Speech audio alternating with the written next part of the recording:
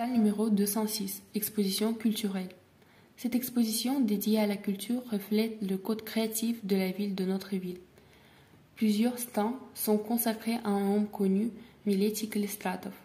Il était une personne publique, politique et religieuse russe de Lettonie, le seul député russe de tous les 4 Sejms, parlements de la République lettonne de l'entre-deux-guerres.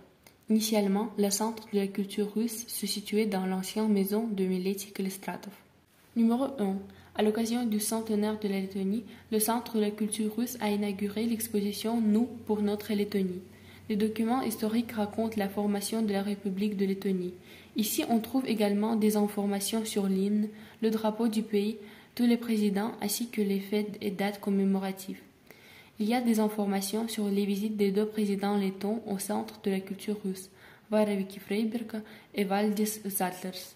La décoration de l'exposition est constituée des œuvres volumétriques de Piotr Khudapchonok, représentant des scènes des dainas lettonnes. Sur la table, vous pouvez voir la célèbre céramique de Latgal. Cette partie de l'exposition est fournie par le Centre de l'art de la céramique de Daugavpils. Numéro 2.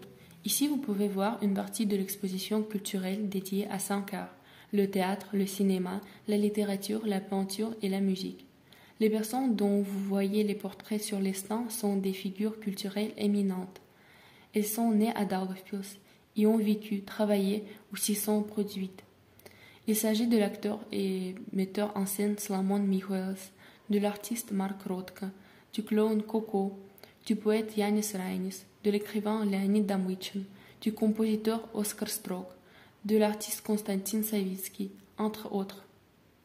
Yanis Rainis, poète, dramaturge et l'homme politique letton éminent, l'un des fondateurs de la littérature lettonne.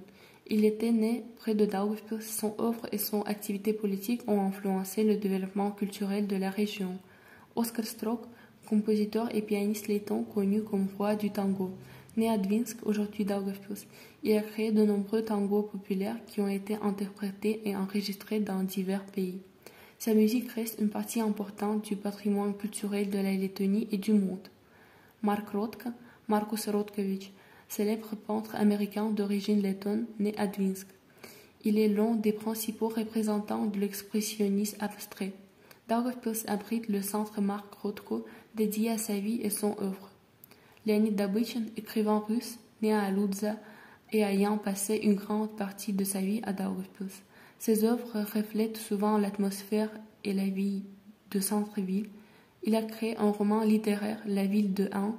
La décoration de l'exposition comprend des petites sculptures colorées en argile plastifiée réalisées par l'artiste Piotr Khudapchonok.